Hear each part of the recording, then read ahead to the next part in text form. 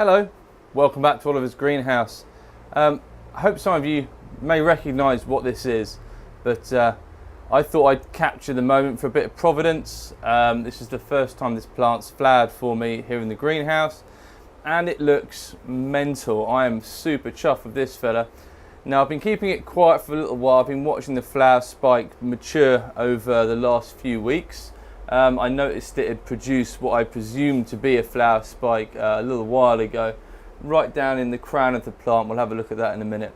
And it started to extend, didn't clearly have a clearly defined sheath on it, so I did have my suspicions that it was going to be a flower. And it's been swelling for the last 48 hours, and then today it's finally opened up. It's still quite young, so I think some of the markings that are on the flower will become more defined over time. So unless you haven't guessed already, now this is Bulbophyllum Grandiflorum. This is native to places like Sumatra and Sulawesi and places like that, where it grows at relatively low altitudes. It's just got this incredible flower, which is very, very unusual shaped, very unusual looking, but it's very, very beautiful as well at the same time. Apparently it's supposed to have an unpleasant smell, but then yet again, for a lot of bulbophyllums, especially the ones that I've bloomed, I can never, there's just no discernible scent. I mean, doesn't smell of anything as far as I'm aware. Although you may have a slightly more sensitive nose than I do. So I've done a little bit of research. I've had a look around the internet for care and cultivation of this orchid. Now, as you know, I grow a lot of my orchids in saucers, especially my bulbophyllums, because those of you that grow them will be aware they like to ramble around and clamber over stuff, and the best way of giving them the space with which to do that is to grow them in something that's broad and shallow, because their roots are relatively short as well. So I grow them in these saucers, so that's what I tend to prefer to grow them in. That's what this plant is growing in. There's also a few tillandsias which I just stick in here and have just gone wild and grow all over the place. They've actually rooted into the potting media. The potting media I'm using is small orchid bark, grows stone, which is like that exploded glass stuff which you can add to your media. Just keeps a bit of air move, stops your media from getting stagnant. It's actually a bit dry. I need to actually water this.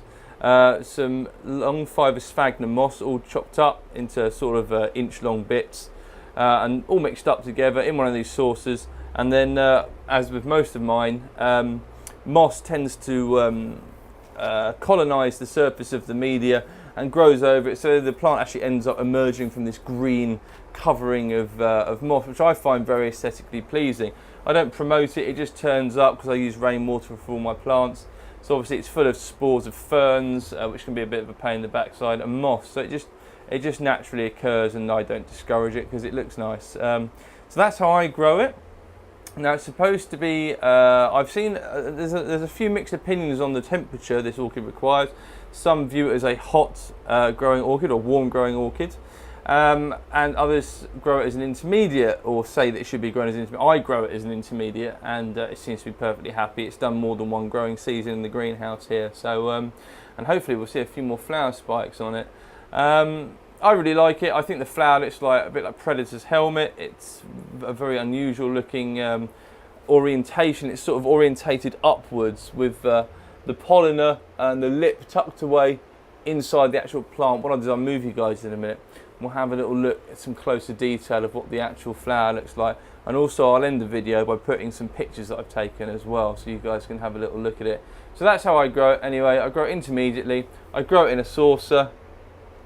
I feed it weekly, and don't really give it any particular. It does like quite high light levels. So this is one of the bulbophyllums that likes quite a lot of light, so it's up, hanging up on the ceiling nearer the shade cloth, so it definitely gets a lot more light than the rest of my bulbophyllums. So what I'll do is I'll move you guys now, and we'll get a little bit closer and have a look at the flower in some greater detail before the light goes. Okay, here's a shot of the flower from the opposite side. You can kind of see it's got these sort of white dots or markings in the top of this petal at the top here, which overhangs the plant, and I'm assuming sort of helps rainwater not to flatten or enter the calyx of the flower, which is in the centre. If I move you guys over again this way, I'll try and get a head-on shot. Bear with me. Sorry about the horrendous backlighting. Luckily the camera's pretty good at auto-focusing.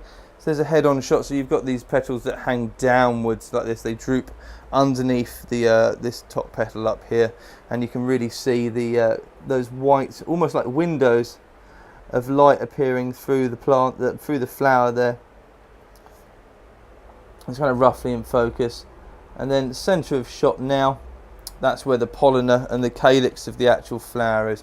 What I'm going to do is I'm going to wind you up for this next shot. I'm going to gently move some of the petals out of the way, so you guys can have a little look at what the centre of the plant, the centre of the flower looks like. Okay, so here's a bit of looking down at the top of the flower.